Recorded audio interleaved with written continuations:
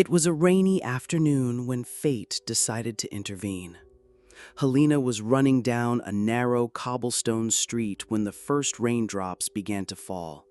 The sky darkened in shades of gray, announcing the coming storm.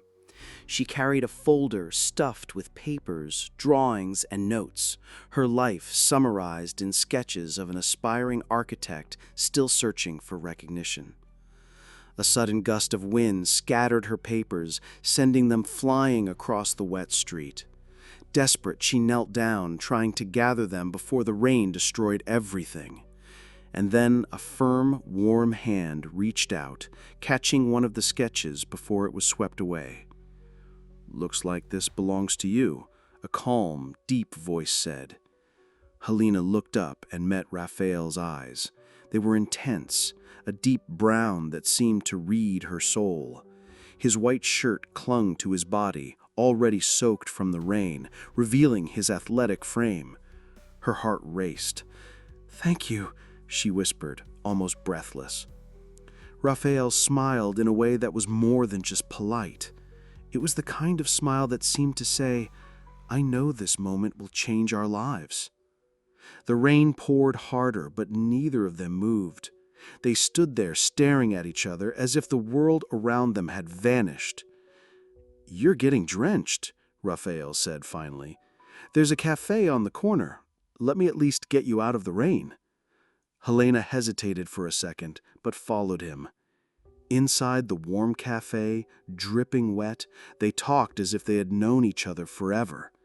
They discovered they had grown up in nearby neighborhoods, gone to schools not far apart, and even frequented the same parks and bookstores, yet their paths had never crossed until now.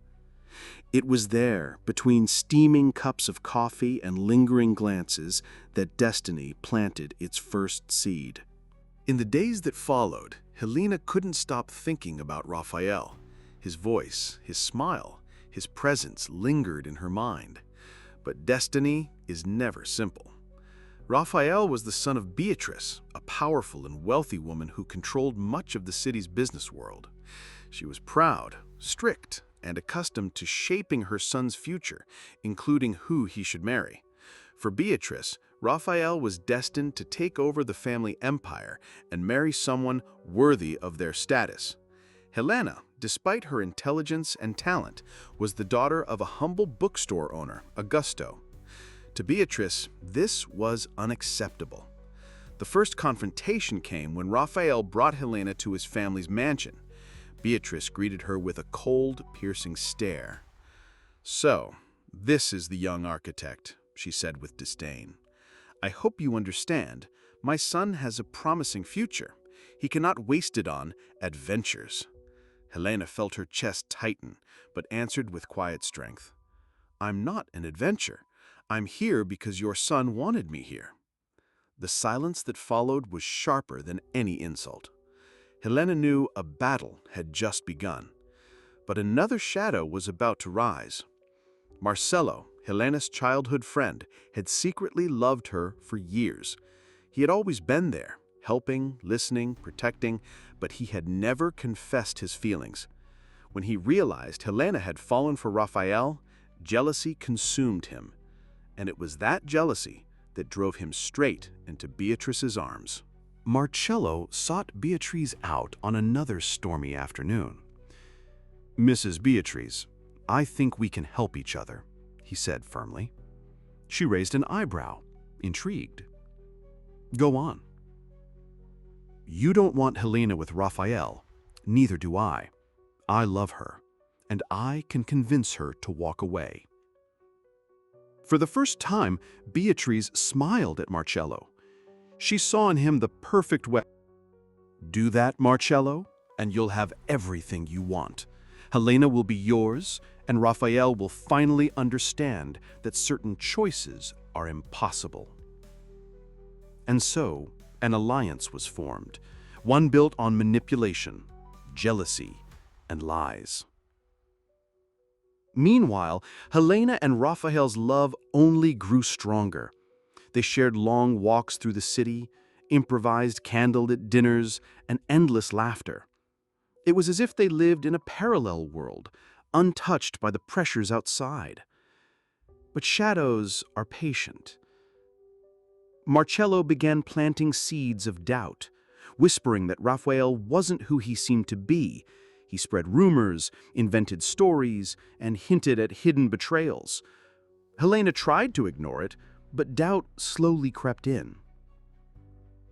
One night, Rafael found a letter slipped under his door.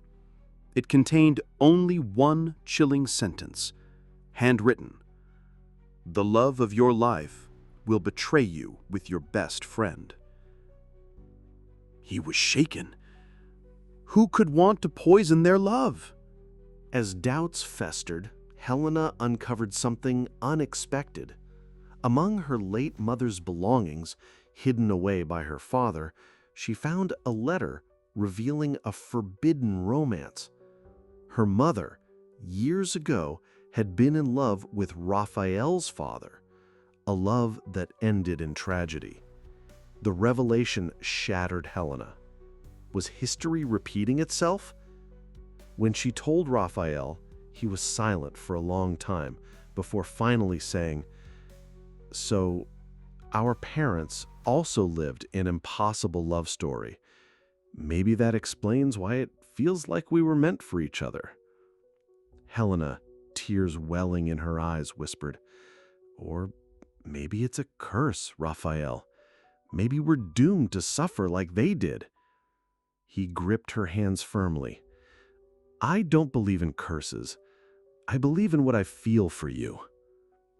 But Beatrice learned of this past and wielded it as a weapon. "You see, Rafael," she declared triumphantly, "this relationship is cursed. You are repeating a cycle of pain. You must stop this before it destroys you." But Rafael's answer was unwavering. "You can control the business, the city, everything if you want, but you will never control my heart." Marcello's manipulations reached their peak when he staged a trap to make it appear as though Rafael had betrayed Helena. Shattered, Helena pulled away from him. She wept for days, her heart torn apart, believing everything had been a lie. But truth has a way of surfacing. One night, consumed by guilt, Marcello confessed everything to Helena. The lies, the alliance with Beatrice, the forged letters, the schemes. Helena was stunned, horrified. Without hesitation, she ran to Rafael. "Forgive me," she cried, her voice trembling. "I should have trusted us." Rafael embraced her tightly, tears streaming down his face. "Nothing else matters. You're here. That's all I need." Beatrice, witnessing the strength of their bond, finally realized she had lost. For the first time, the iron mask on her face cracked. "Perhaps I spent my life trying to protect my son from suffering," she admitted softly.